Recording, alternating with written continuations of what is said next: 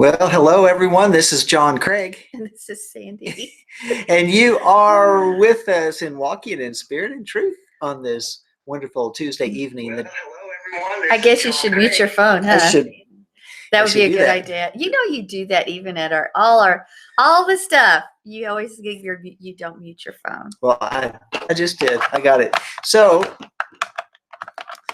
we are.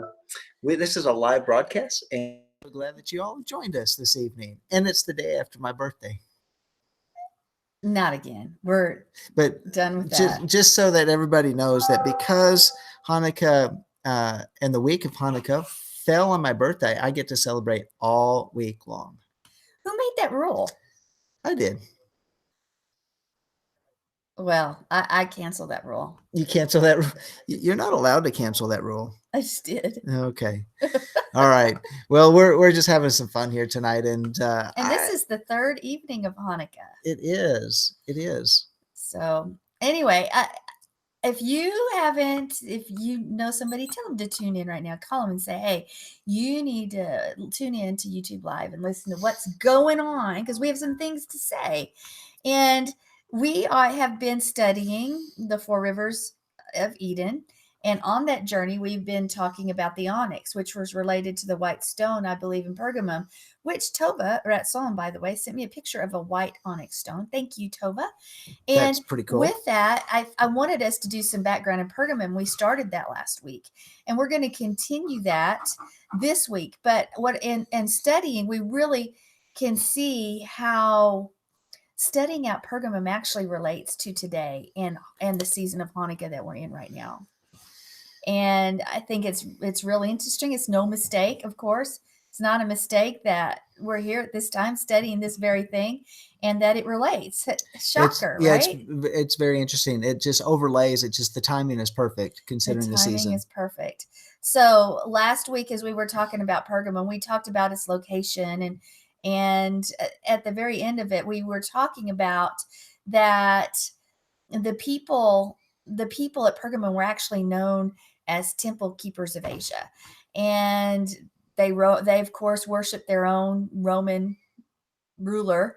They worshipped other gods and goddesses, but one of the biggest things they worshipped was Zeus, and they erected the temple of the great altar, actually, of Zeus. And that's where I want us to go today. I wish I knew how to operate pictures so that we could add them to the screen so people could see it. Yeah. I don't know how to do that. That's something I'm going to have to figure out. So anyway, what happened is back in the day, I think it was approximately 1878, there were archaeologists basically from the Berlin Museum that were decided to go excavate the Pergamum area. And one of those was specifically Carl Humann. I'm not quite sure how to say it, but he noticed that there was a lot of destruction of artifacts, and so they all got permission to excavate the city. They wanted to see what was there. And what they uncovered and what they discovered was this altar of Zeus that had been erected in Pergamum all those years before. And what it basically looked like, it was a horseshoe. Do you remember the pictures and stuff during the last study several years ago that we went over this? Yes, absolutely. It was the same thing. I don't want to jump ahead, but it's what. Yeah, let's not go there then. Okay. All right. Okay. But it's a big deal. I mean, it's a deal. It really was quite a temple. Okay. It was. It's this big temple, and it was just, partially destroyed, whatever, but it was discovered as the archaeologists went through. And I think it's very interesting. They were the German archaeologists, because also the court in and of itself was a horseshoe shaped, and it projected from terraces of the Acropolis. So you got to keep picturing this. And the columns that rimmed the court all the way around, they were 40 feet high. Guys, that's pretty high. And the podium itself stood 18 feet high. The podium. That's big. Yes. And the base of the structure was about 448 feet long. And it depicted all around it was the battle between the gods and the giants. Another Yeah. interesting thing. Very interesting. Takes you back to Genesis chapter 6. So if you actually step back and looked at it, this altar of Zeus looked like this massive throne. A massive throne. Well, it caught Adolf Hitler's eye too. Did catch his eye, but before it caught his eye, Kaiser Wilhelm II had it brought back stone by stone. It was excavated and then brought stone by stone back to Berlin, Germany. And then it was reassembled and placed in a museum that was completely dedicated to that altar. So with that said, I want to bring everybody back to a reminder of what we talked about last time, and that is what Revelation chapter 2 talks about. Yeah, let's read it. And it says in verse 12 of Revelation chapter 2, and to the angel of the assembly in Pergamum write, the one who has the sharp two-edged sword says this, I know where you dwell, where Satan's throne is, and you hold fast my name and did not deny my faith, even in the days of Antipas, my witness, my faithful one, who was killed among you where Satan dwells. So that is what Revelation says about Pergamum. And why? Because we're talking about this huge, huge temple to Zeus, which and was, you just read part of it because you know we have the white stone, the stone, and all that. You yes, read but given a context of what we're talking about in regards to this temple that was removed stone by stone and taken to Berlin, that's significant. It is significant because of the relationship to where the throne of Satan is. Okay, so let's remember that. And when Adolf Hitler's chief architect Albert Speer, well, when Adolf Hitler got a hold of him, he got a hold of it, or at least the idea of it. He had this vision, of course, who would be preaching or talking or addressing people from that great altar. It was him himself. And of course, he had these visions of grandeur, and he commissioned him basically to design parade grounds for their party rally in Nuremberg. And he used the altar as an inspiration, you know, an altar as the inspiration for his design. And they called it the Zeppelinfeld Stadium in Nuremberg. And that's where all those Nazi party rallies were held. Where you can see thousands and thousands of people in the old movies that would be gathered, and that they would be doing their Heil Hitlers and all of their night ceremonies. And honestly, and it's where it all goes back to the occult practices of the Nazis, and all in the courtyard here of the resurrected temple of altar Zeus. Altar of Zeus. So here we have the timeline. Kaiser Wilhelm II celebrated bringing it up, erecting that altar of Zeus, or re-erecting, or however you want to say it, in 1902. And then 1933, Hitler was elected Chancellor of Germany. And in 1934, he became the dictator. And that's when he ordered the construction of its so-called the tribune to the Zeppelin field in Nuremberg for the rallies. So that's your timeline. And I think it's important because these events started in 1878 when they found that altar of Zeus in Pergamum. But you see things quickly coming to a head, real quick. Right. So over a 50-year period. Over a 50, 60-year period. Yeah, but then anyway, when Hitler, when the man himself came to power, he saw. I believe that it was more than he saw. He felt the spirit of the thing. Yeah. He saw it, yeah. And it gave him this grand vision of himself upon that altar. But even more than that, I believe there was a spirit, that's evil spirit within him, the demonic spirits within him connected to what that thing carried. And exalting himself in that position of Zeus. Exactly. And we got to keep that in mind, because there is that relationship to Hanukkah that we can see parallels to. Exactly. Well, and I want us to think about that as we go forward a little bit, because I want to give us some specifics, because the pulpit was the center of that whole place. And it actually took from 1934 to 1937 for the construction to be complete. And within that. So we have this thing complete in 37. World War II started in 1939. And here's some quotes. If you look at the kinds of ceremonies that were on display at Zeppelin Field with the reconstructed temple, their pattern on the Pergamum altar, you'll see descending down the steps like a tribune of the people from old Roman times. And this says Santoro. And what you see, who is descending down the steps?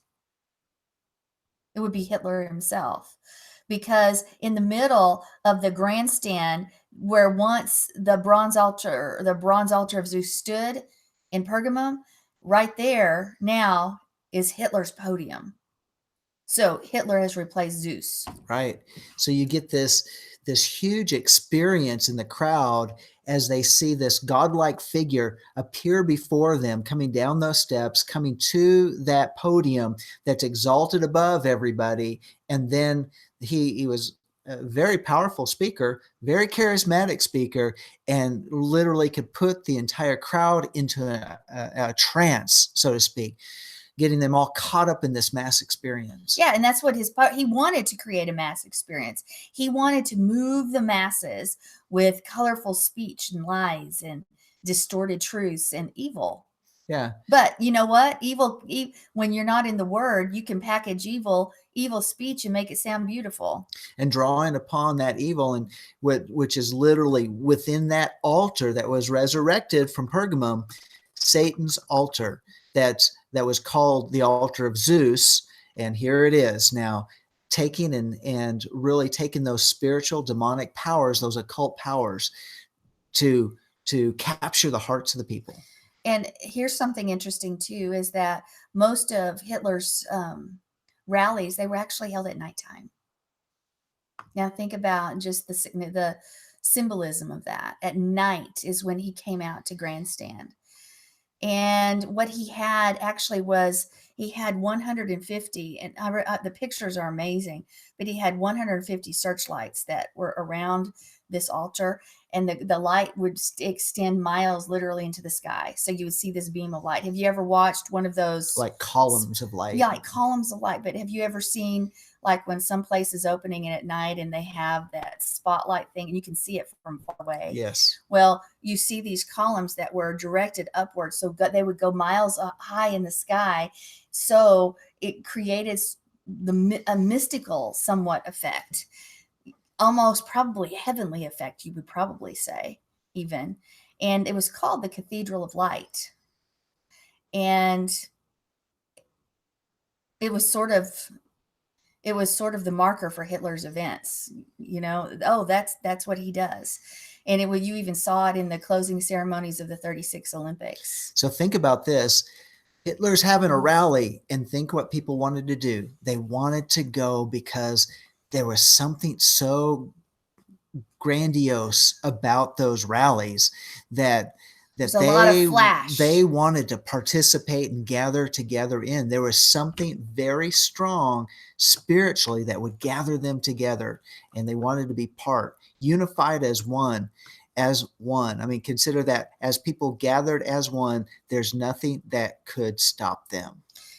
His own architect had said, let's create an environment of looking towards the heavens and see what that does. So this was all done on purpose. And it also sort of had this contrasting effect of fear and strength of the unknown and mystery. And that's actually a quote from another quote. And it's theater. And what is theater? When you think of theater today, it's all lies. But yet even today, those names that play theater, that play these roles, musicians and actors and athletes, politicians, they become these figures that people worship just like that.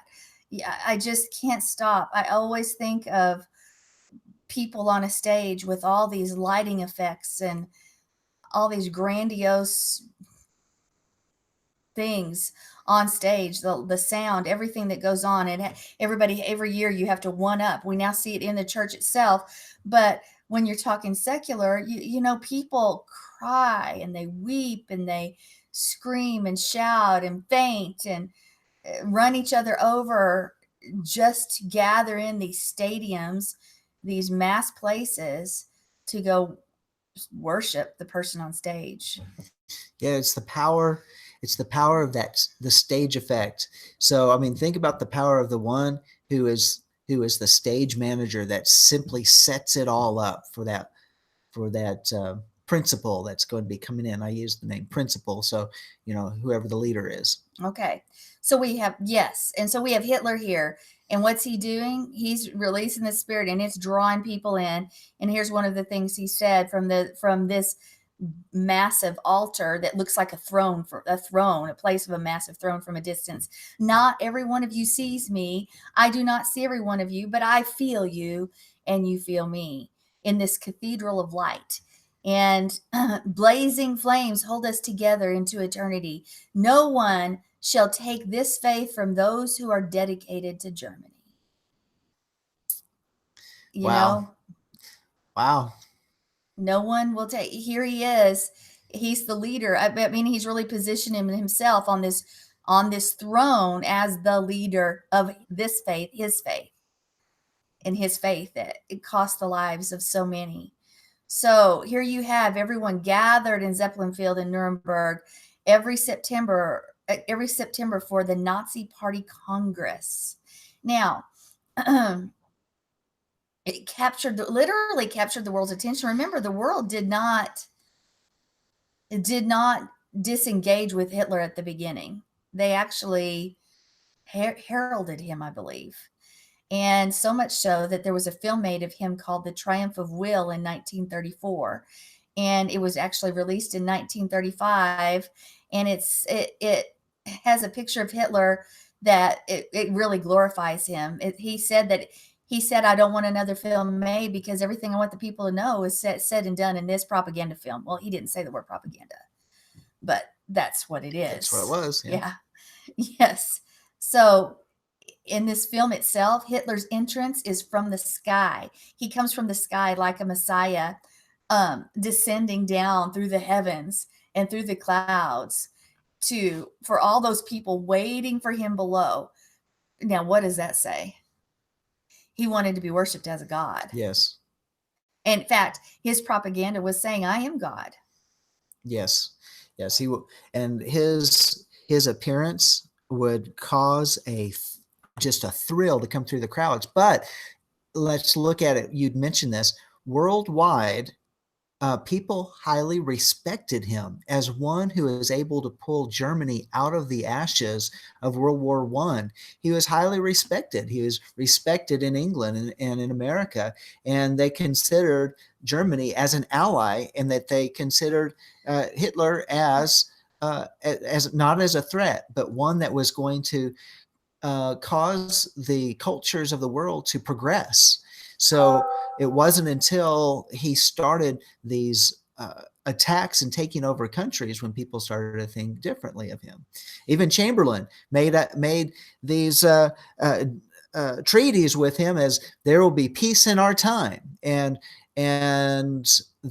he was sorely wrong that Hitler took advantage of him, because Hitler also wanted to take over not only Europe but Great Britain, and that's where the Battle of Britain came. And you may wonder why we're talking about this right now, because we're going to relate it to today's times and what's happening today, as well as what happened to the Jewish people during the time of Antiochus the Fourth. And so hold on to where you are, because during Hitler's speeches, he would actually use Christian so-called Bible quotes that had a little bit of truth and a little bit of false, and to draw people in, because if people don't know their word, if they miss words here or there or change them up on purpose, hey, that sounds like the word, right? Yeah, sounds like a good guy. He's using verses from the Bible, so right. He must be good.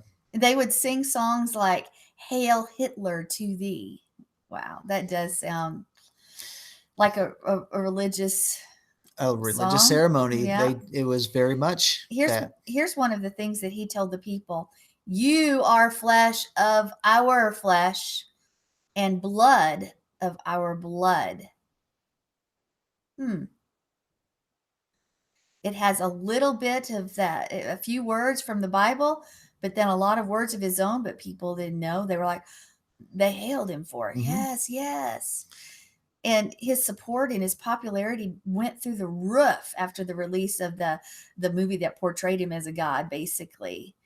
And so I want us to understand that this didn't happen. Hitler's agendas didn't, he didn't take power and say, I want to annihilate the Jewish people as well as anyone else who goes against me. He didn't do it like that. He did it little by little, chipping away at people's freedoms little by little, sneaking a little bit of truth with a little bit of lie, and to confuse and to literally mesmerize people, hypnotize people, so to speak, not literally, but um, he would capture their attention. And that's how people do it today. That's how it's been done throughout time. Um, when people aren't paying attention, when Yah's people aren't praying, when Yah's people aren't walking in discernment, when Yah's people remain silent, these things happen. And that's the key right there, is discernment. Because think about the Jewish people at that point in time. They were slowly being put into that proverbial boiling pot, like a frog in the water. Slowly marginalized. Slowly marginalized. Slowly, there's like, well, it's really not happening, or really, it's not that bad, and no, it's just a fad or a thing that's, it'll go away. It's just, it's just a time, and we'll get over it, and we're going to keep on going because, today is today, tomorrow's going to be much like today, and let's continue living. So the undiscerning just continue to live their lives as they lost their freedoms, as they had their shops broken into, as they had their shops and their homes burned and torched, and they're saying, well, it's just there, and it's not here where I live. It's just some rabble rousers in their city, but it's not in my city. And but there was an increase and intensification of the persecution of the Jews during that time. And there was. In fact, Hitler finally came out with the phrase "final solution." And he approached it like this. This is a quote.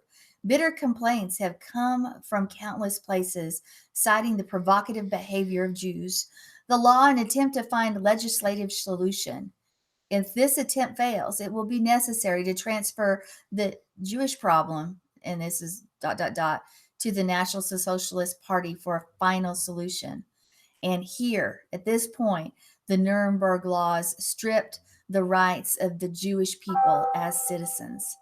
They couldn't teach in public universities.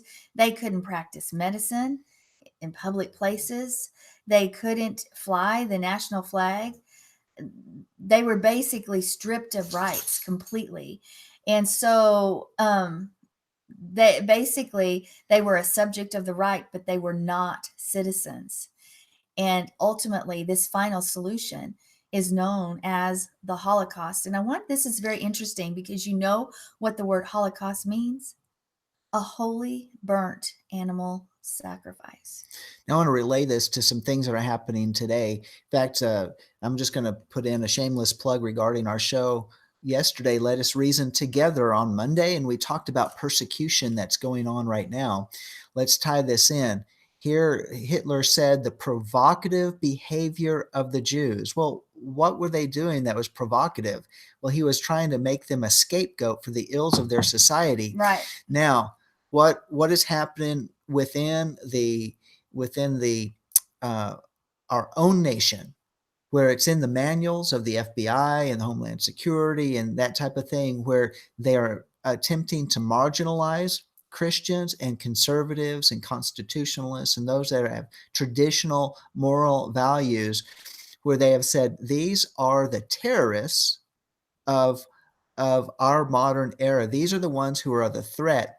And yet these are the people, the conservatives, the traditionalists, the Christians, the pro-lifers that actually are not taking up arms to violence, but that's what they're putting into the manuals within our own government. And as far as I know at this point in time, those things have not been removed, but that's what's in the training of everybody that is going into those organizations and departments of our government. Why? Because they're saying our behavior is provocative, And so therefore we need to be marginalized. Now we saw an increase of that during the prior administration of Barack Obama, but many of those people are still in position within our government. And we need to consider is that just because we have a time with President Trump in there doesn't mean that things have necessarily changed on all fronts, and how quickly those things can be brought back in to increase marginalization for those that have conservative beliefs, specifically those that are practicing Jews, those that are of the Hebraic roots and Messianic, and Christians and constitutionalists and conservatism and all them. So that's what we're looking at, is really the same spirit is arising again, where we see a rhetoric of being called a Nazi. It's coming from those that have Nazi behavior. Watch them by what they do, not by what they say, because you'll know them by their fruits. Well, and psychologically, and when you're accused of something, it's generally because you are doing or are that very thing you're accusing others of. It's called projection. Yep. So ultimately, this is what's happening. Then this is not new. This isn't the first time this happened. This has been happening, a repeated pattern throughout time. We see it over and over and over again. So I want us to understand too that in the persecution of or what happened to Holocaust, it wasn't solely just the Jewish people that were targeted. You know, you had approximately 6 million Jews that were killed, but you had about 7 million Soviet citizens killed as well. You had 3 million prisoners, Soviet prisoners of war, 1.8 million non-Jewish Polish civilians that were killed. You had Serb civilians of 312,000, people with disabilities up to 250,000, gypsies between 196 and 220,000, Jehovah Witnesses 1,900, criminal offenders 70,000, German political opponents, they don't even have that number. Homosexuals themselves were also killed, about 70,000. This wasn't just a crime. It was against the Jewish people, but it was even much bigger. We don't hear the other stories, but basically Hitler was going back. He found his target group, which was the Jewish people, which is really the kingdom of God. Let's destroy the kingdom of God. Let's destroy his people. But it was also anybody else that would go against him. And that's what we see today. If you go against just as you said, if you don't go with the mainline lie, and yeah, if you're not the ones that are easily deceived, you're the ones that are a free thinker, those that actually can think through the situation, that actually walk in wisdom, then and understand history and understand the politics and what's going on, you were a threat. And that's what happened in Nazi Germany. And it's as we can see in the kingdom of darkness, in Hasatan's kingdom, it's very authoritarian. And anybody that's outside of that, anybody that's outside of that's not willing to surrender to that system, then is marginalized, and ultimately their desire is extermination. So let's just go over some reasons that people were killed, and let's see if we see any similarities. According to the eugenic policy by the Nazis, they believed that the disabled were a burden to society because they needed care and were considered an affront to the notion of a society composed of a preferred race. A burden to society. Have we heard that? We have heard that. And then we even try to pretty it up, say, well, we want to give that. They don't have a quality of life, so they're worthy of death. Okay, so let's put this Death into culture. Let's put it into modern vernacular. Let's look at what's happening culturally. Because of vaccinations and a number of environmental reasons, we have seen an increase of autism within our nation, where children are suffering from autism, if it continues to progress without any changes, by 2025, 1 out of every 2, that's 50% of every males born, will have autism. And and I think it also increases for females somewhere around 2035, 2040, where it's going to increase to those type of levels. Well, what are these? These become a burden upon society. So therefore, what do you do with those that are a burden on society? You sterilize them. You begin to eliminate them from the culture because they cost too much to take care of. They require 24-hour care. They require all sorts of medical dedication. And so it's a setup. But it's the evil themselves that are good, that's causing the autism. Right. They set it up. So the evil sets it up that way. And it's all about the elimination of a population. And well, let's not even stop there, because now I remember, what was the show that was from the 70s? And it was when people over 30 were no longer considered important to society. What was that? Logan's Run. Okay. Yeah. Logan's Run. I remember the first time I saw that. You aged out of your usefulness. You at 30, you were too old to be any good. And so the honorable thing to do was to die. The honorable thing. If you fought it, you weren't honorable. You were a criminal. But we see that, first off, we live in society that doesn't honor those who have gone, who have lived through some time, who have that wisdom. We don't consider their experience in their life wisdom anymore as a people. We worship basically youth. Let's look as young as we can look, but beyond that, it's the 20 and 30-year-olds that have it happening. It's the 20 and 30-year-olds that need to run things. It's those age groups, 40 at the latest. Much after that, you're pretty worthless. But for sure, we have a society that despises an aged population, even though there's wisdom in that, an experience in that can be handed down, that can recognize some of these things. And that's what it is. They could actually recognize some of these things, but they're no longer considered, the life that they have to give isn't considered valuable by society anymore. So what do? They get rid of them. And you see that even through Obamacare and other things. The goal of those things is to have you die. Yeah. And if you look at what's happening in many cities in our nation right now, in the United States, is those that are elderly are treated horribly. They fear just walking down the street to go to their local corner store. They get on public transportation, and the youth will simply sprawl out on a seat and make the elderly stand on the buses, and instead of allowing the elderly to sit down. So, I mean, these are things that are taking place where there's a disrespect. Why? Because there's been a shift where we don't care for those that have gone before us. And so it all is lumped together. Life is not worthy of living. So you have a eugenics policy. Yes. And it's not an official policy, but in a way, it's going there. Right. In the chat room, Joe just said DNA kits now, so that they can know your DNA and if you have certain things. So that way they can determine whether or not they can actually put you in a database when you get your DNA checked. And how many advertisements are really pushing for people to I want to do it myself? And that's the whole reason I don't. Yeah.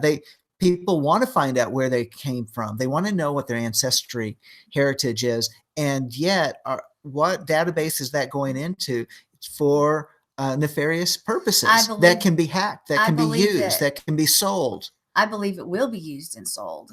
And that's why we haven't done it. Although, I mean, because this is what the Nazis did in regards to their eugenics, where they were trying to have the perfect race, the Aryan race, and where they would eliminate those that did not fit their profile and their character.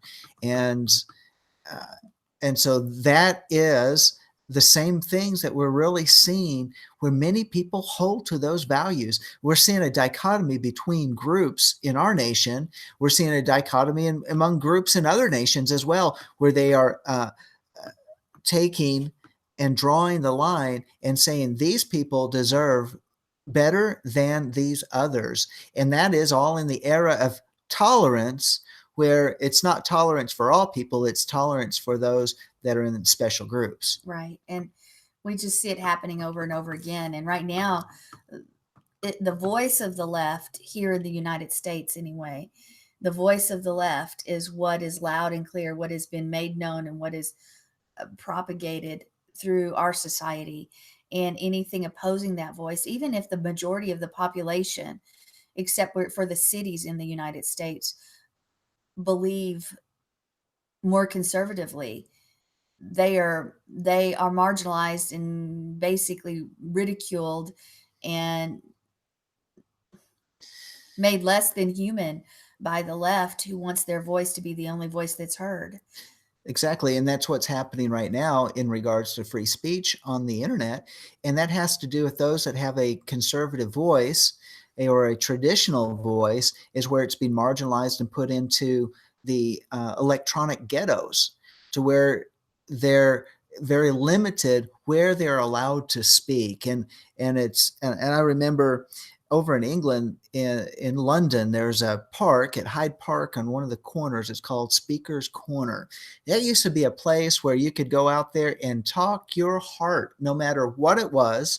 And even now, there you're not allowed to even speak freely. You can speak that which is part of the proper narrative, but you can't get out there and speak what you believe is the message that needs to be heard. If it contradicts the message, then you are not allowed to speak.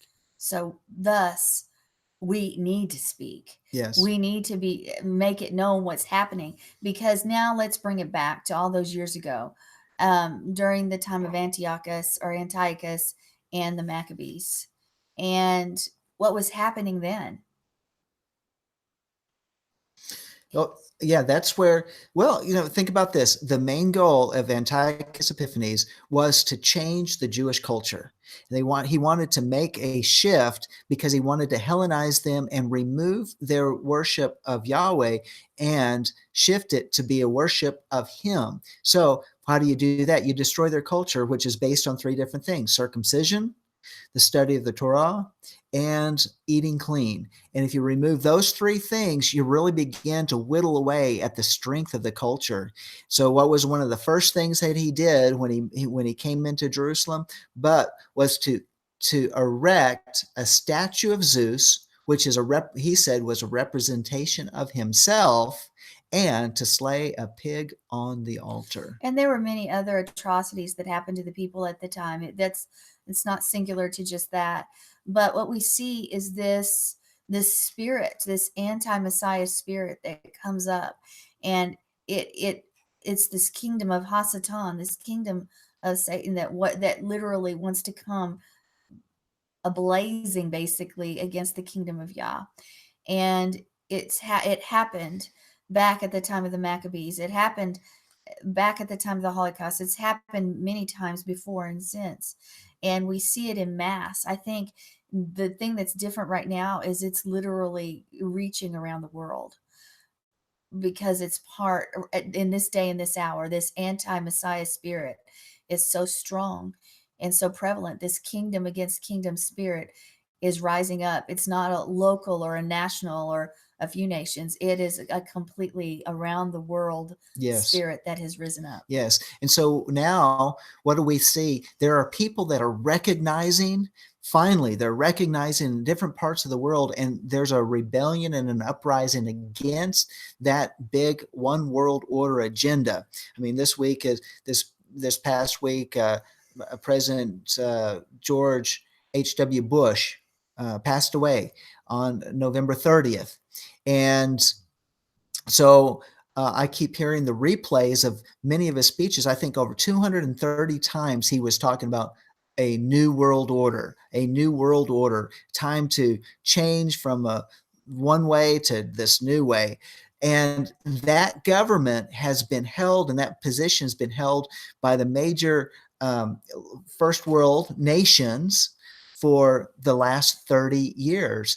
And now what's happening in France. The people are uprising. The media will tell us that it's because they raise gas prices. No, it's more than that. They are doing a rebellion against the government of Macron and also against the elite because they're attacking the elite stores, their cars, their residences. They're in the streets. The police are taking off their helmets and saying, we are in unity, solidarity with these rioters because we're not going to defend And anymore. why are the rioters rioting? And they're rioting because they're uprising against this one world order, this thing that's been imposed upon them. It's happening in Germany. But more than that, it's about the borders. It's about, let's be specific on some things, on their rights being taken away, their rights, their society their destroyed, culture, their belief, their faith. They've been told that their faith is tolerated as long as they hold to the main narrative, and they're saying no, we don't want any more of that. Same story as in Nazi Germany. Even in Sweden, they're rallying in Sweden at the government at the capital, saying we're tired of this. We're tired of being overrun, that someone that's an unelected official is making our doors of our nation be opened up. So we're overrun, where our women are being raped, our daughters are being raped, our young men are being beaten up, and there's murder in the streets, and there's places that we can't even go because it's not safe. And people are saying, we don't want that anymore.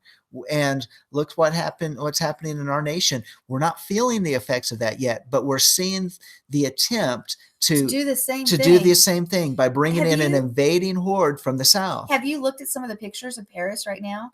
It looks like it's a third world country. It no longer resembles the Paris of old. And it's why? It's because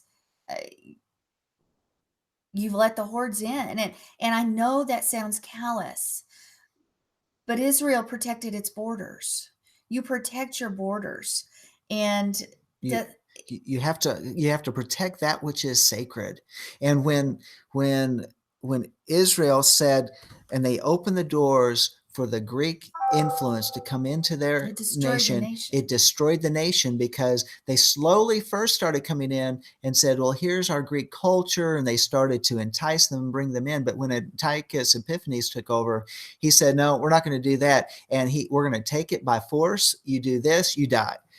But even before that, you do it the other way. You marry the women, you bring the other culture in, you become who you hang with, and you let those things across your border, the different beliefs, then you're going to have mixture, and your nation will fall ultimately, because you will see compromise within every citizen there. Yes. In general, unless they're holding close to the word and they're not listening to the propaganda. And what we have today, folks, is a propaganda that's worldwide, because there's an anti-Messiah spirit that's trying to take over. And yeah, we know in the last days these things are going to happen, but that doesn't negate our role as believers. We need to be on our face in repentance. We need to be letting our voice be made known. We cannot compromise. That's right. In fact, and if you're listening right now, or if you're or you're coming back on the archives to listen to this right now, one of the things in the USMCA, which is the new NAFTA, that President Trump has just been able to get cooperation between Mexico and Canada, which is so many good things regarding trade. That's very good. They have snuck in to that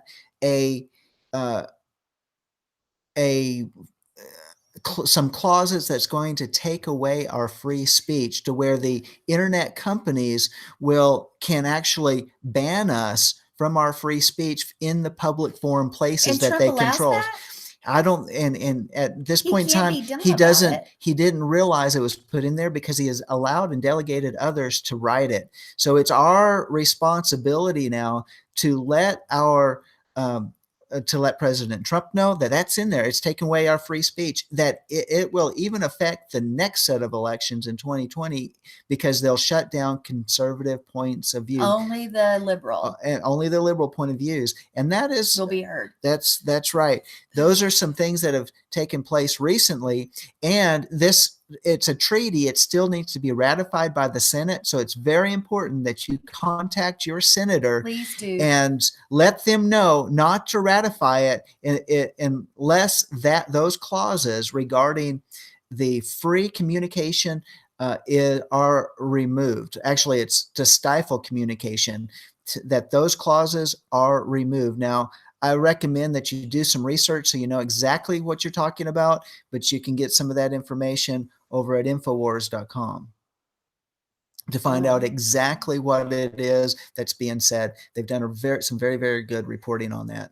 And it's an alert. It's very important and very timely. Let your senators know. Do not ratify this, and let President Trump know not to press this through until they remove it. Well, and I think that it needs to be made known, don't ratify it because of these clauses, Because of these clauses. Do want the rest of it. Yeah, remove the clauses. Don't let the corporate communication platforms remove our, if they are in the public square, that they cannot remove our free speech.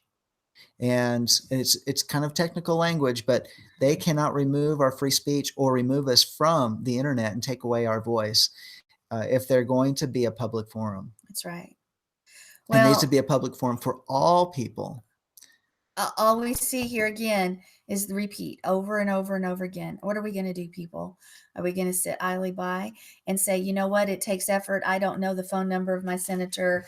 Somebody else will do it. Surely somebody else will take up the cause. No, you need to take up the cause. Yeah. Get on your phone and you dial. If you have to, you tell your friends and your family to call, because your voice does have matter. And then above all else, first and foremost, of course, is to pray. But don't only pray, because you have the ability to make a phone call. So do that. Exactly. Well, we see how the pieces fit together over and over again. And when we look at it, why do they want to take away our free speech and they only want to allow a certain type of speech? It's because it's the rise of the Antichrist. And that is during this anti-Messiah. It's during this time of Hanukkah, which is the story, which is the prophetic picture of what happens when the rise of the Antichrist comes in. One who exalts himself and brings about that abomination of desolation into the temple, that which wants to control our temple, the temple of the Holy Spirit, that we are the temple of, who wants to invade our lives, that we exalt above the knowledge of God. So we have to hold those things and very, very close. We need to make sure that what happens in here in our hearts is not influenced by what's going on in our society and our culture. That's where it is, because they want to control us and take away our freedom to be able to live separate and holy unto Yahweh. All right. Well, this is the area of Pergamum that we are studied tonight. There's more to come so that we can understand the white stone. We're going to get there and understand that more fully. But I think it's important to know where we were so we know where we're going. And the question asked, are we part of that assembly of Pergamum in our own lives? I don't know. That's something that's self-reflective. Exactly. Well, we've reached the end of our show today. Yeah. So just so you know how to get a hold of us, we're here on LambTube, but you can reach us at www.lifeofworshipamarillo.org. That's our congregation and our website for us here in Amarillo, Texas. And you can email us by going to that website. You'll see our email, and just copy that and put it into your email program and let us know what you think, what your thoughts are, if there's any prayer requests. If you're praying for us, we'd love to have you as a partner with us to pray for us and even to financially support this ministry. We want the truth to go out around the world, and we don't want it to be hindered in any way. So if you like what you're hearing, let us know. We'd love to hear from you. And so, hey, we want to hear from you. Let us know who you are. And with that being said, well, on behalf of Walking in Spirit and Truth, this is John Craig. And this is Sandi. Shalom.